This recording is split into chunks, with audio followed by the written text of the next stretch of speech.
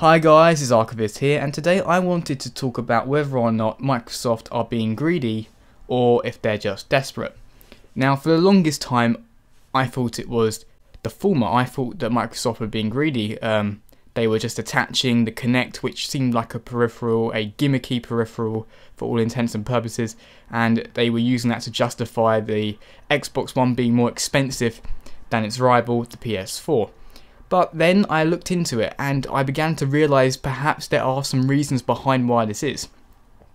One thing, the Xbox brand are actually losing Microsoft $2 billion a year, so they're going to need to recover that obviously, and they're going to do that by increasing the console price, and they're going to do that by getting ad revenue from their dashboard. I mean, if anyone's a 360 user, you'll be aware that the 360 dashboard is littered with loads of ads for loads of sometimes completely irrelevant things.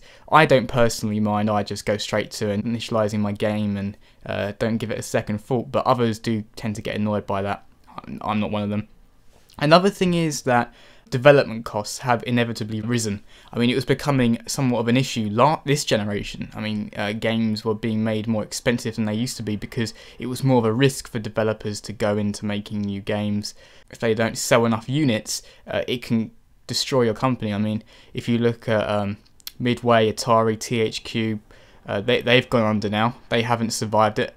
I mean, even Capcom, they can't even afford to port one of their most successful franchises, Street Fighter, onto the new Xbox One. They've even expressed interest in doing so, they simply can't afford it.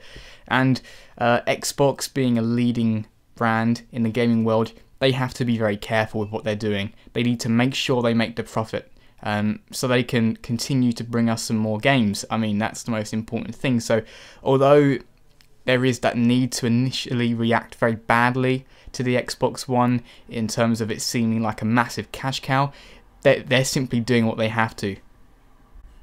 It's quite a similar affair to the PS3. I mean, the PS3 had massive manufacturing costs, if I remember, so they had to charge a very strong initial price. Remember, it had a Blu-ray inside, had the cell chip, which a lot of development went into creating, and they had to make that money back somehow.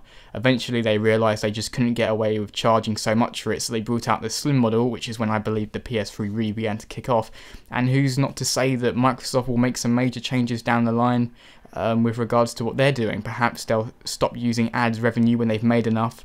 I mean, look at the Xbox 360's transformation since its initial launch. If you look at the original dashboard, it is nothing like what we have now.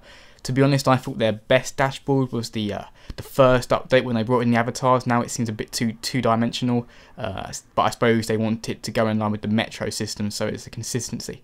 I mean, if you take a look at the lineup for Xbox One games, the first-party ones, what have you got? You've got Rise. That is a new IP. However, the other two are Forza, which is a very established IP. I personally love it.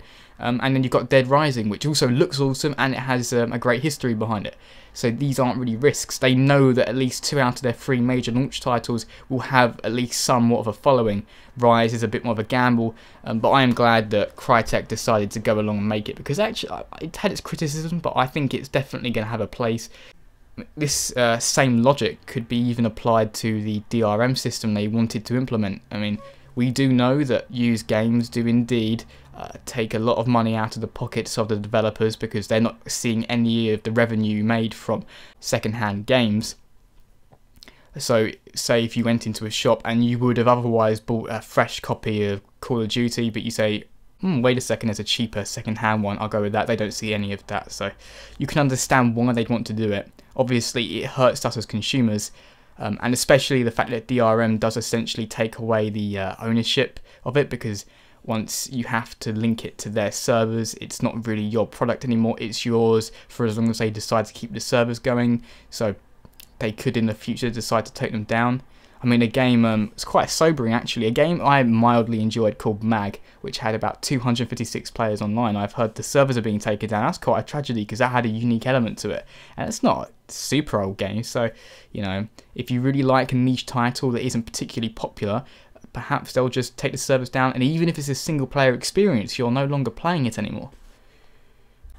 The overall goal I was thinking of trying to achieve when I started making this video was, what are the motivations behind Microsoft's, at first glance, greedy behaviour, or are they just simply desperate? I mean, are these necessary changes? If they were to try and compete with PlayStation by removing all the ads from the dashboard, would they go under? Would it be an unprofitable business?